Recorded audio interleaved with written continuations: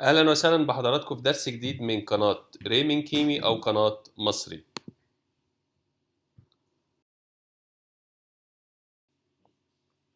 درس النهاردة عن حرف السيمة. حرف السيمة هو ترتيبه 19 في ترتيب الأبجدية القبطية.